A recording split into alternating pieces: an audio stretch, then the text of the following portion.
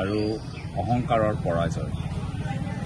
ইতিমধ্যে মই শিৱসাগৰত আমাৰ জিলাৰ দুগৰাকী জ্যেষ্ঠ বিধায়ক মাননীয় দেৱব্ৰত শইকীয়া ডাঙৰীয়া, মাননীয় অখিল গগৈ ডাঙৰীয়াৰ লগত আছোঁ আৰু এইটো সামূহিক জয় সকলৰ, অসমৰ জনসাধাৰণৰ, আমাৰ বিৰোধী ঐক্য মঞ্চ, কংগ্ৰেছ দলৰ, আৰু এই ক্ষেত্ৰত যিমানে আমাক সহায় কৰিছে মই চবকে ধন্যবাদ কৃতজ্ঞতা জ্ঞাপন কৰিছোঁ।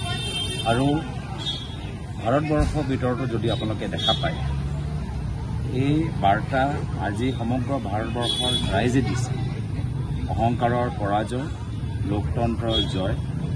আৰু ইতিমধ্যে আমাৰ গোটেই আমাৰ ৰিজাল্ট স্পষ্ট হোৱা নাই, গধূলিলৈকে ইণ্ডিয়া এলায়েন্সৰ চৰকাৰো হোৱা সম্ভাৱনা আছে।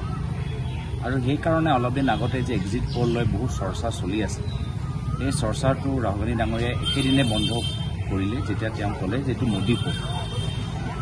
আজি এক্সিট পলৰ এজেঞ্চিবোৰ যিমানবোৰ আছে, বিভিন্ন মিডিয়া চেনেল যিসকলে নিৰপেক্ষ ভূমিকা গ্ৰহণ কৰা নাই, তেওঁলোককো পুনৰবাৰ আত্মবিশ্লেষণ কৰা সময়টো আহিল। মোৰ ফালৰ পৰা মই ইমানেই ক'বলৈ বিচাৰোঁ যে প্ৰায় ডেৰ মাহ, প্ৰায় দুই মাহ পৰা মই ৰাইজৰ মাজত এজন প্ৰতিনিধি হিচাপে আছোঁ।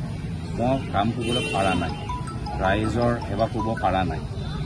আশা কৰোঁ যে অহা কাইলৈৰ পৰা ৰাইজে যি আশীৰ্বাদ আমাক প্ৰদান কৰিছে, এই আশীৰ্বাদৰ বিনিময়ত আমি য'ত য'ত অঞ্চলত গৈছোঁ, য'ত ৰাইজৰ বহুত সমস্যাবোৰ আছে, সেই সমস্যাবোৰ দূৰ কৰিবলৈ কাইলৈৰ পৰা আমি কামত লাগিবলৈ আমাৰ চেষ্টা কৰিম।